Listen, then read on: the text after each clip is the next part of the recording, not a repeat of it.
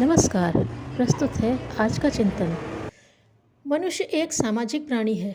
समाज में सुख शांति का वातावरण होने पर ही वैयक्तिक सुख शांति अक्षुण्ण रह सकती है।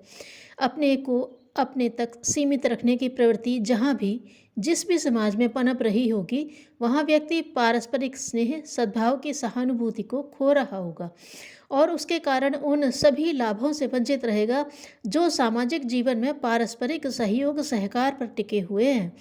एक दूसरे की संकट में सहायता करना, अन्याय के विरुद्ध लड़ना, लोकहित के कामों में हिस्सा बटाना, उदारता भरा संयमी जीवन जीना आदि यों तत्काल तो घाटे का सौदा प्रतीत होते सकते हैं, पर बदले में अनेक की श्रद्धा, मित्रता एवं सहायता के जो हाथ बढ़ते हैं, उसे देखते हुए यही कहा जा सकता है कि जो गंवाया जाता है उससे अनेक गुना वापस लौटता है।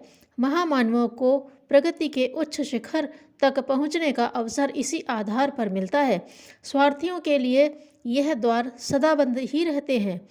सुप्रसिद्ध समाजशास्त्री आर डेवी ने अपनी कृति डेवलपमेंट ऑफ ह्यूमन बिहेवियर में कहा है कि जब व्यक्ति सामाजिक जीवन में सक्रिय रूप से भाग लेने लगता है और अपने सामाजिक दायित्व का निर्वाह करता है, तब उसकी सामाजिक अभिरुचियों का समुचित विकास होता है। उसमें सामाजिक भावना पैदा होती है। वह अपने साथियों के प्रति सहानुभूति रखता है और उसकी परमार्थ चेतना जागृत हो जाती है। व्यक्ति में सामाजिक अभिरुचि जन्मजात होती है। जिस प्रकार व्यक्ति श्रेष्ठता एवं पूर्णता प्राप्त करने के लिए प्रयास करता है, उसी प्रकार अपनी जीवन शैली को विकसित करने के लिए अपनी प्रसुप्त अभिरुचियां जागृत करता है। सामाजिक अभिरुचियों को जागृत एवं सक्रिय बनाने के लिए यह आवश्यक है कि व्यक्ति सामाजिक जीवन में भाग ले और यथाशक्ति उन कार्यों में लगा रहे जिनसे लोकहित सधता हो।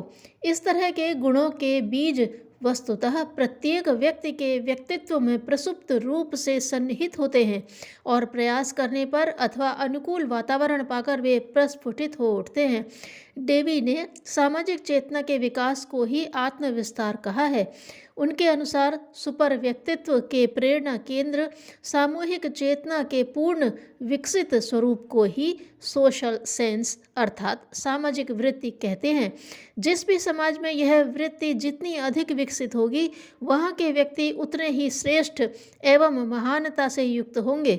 अनेकानेक मानवीय समस्याओं को सुलझाने एवं मनुष्य को देवोपम बनाने के लिए सोशल सेंस का होना परमावश्यक है। उत्कृष्ट व्यक्तित्व उसे ही कहा जाता है जिसमें संपूर्ण निहित शक्तियों का सर्वांगीण विकास हो चुका हो। स्पष्ट है कि इन शक्तियों के विकास में मानव की शक्ति, लालसा एवं सामूहिक चेतना की पूर्ण अभिव्यक्ति आवश्यक है। दोनों के सामंजस्य से बना हुआ व्यक्तित्व ही श्रेष्ठ कहा जाता है।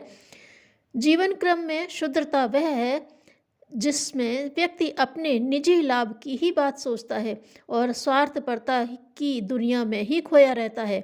विकसित व्यक्तित्वों का स्व अन्य जनों को भी अपनी परिधि में लपेट लेता है और अपने सुख दुख की तरह दूसरों की प्रगति अवगति में भी प्रसन्नता खिन्नता की अनुभूति करने लगता है। ऐसा व्यक्ति समूह को समाज को अपना ही अंग अवयव मानकर उनका पिछड़ापन दूर करने के लिए भी वैसा ही प्रयास करता है जैसा कि अपनी दरिद्रता, रुग्णता एवं कठिनाई के निवारण में किया जाता है। यह सामूहिक चेतना ही आगे बढ़ते बढ़ते विश्व परिवार के रूप में, वसुदैव कुटुंबकम के रूप में विकसित होती है और सबको अपना, अपने को सबका मानने लगती है। धन्यवाद।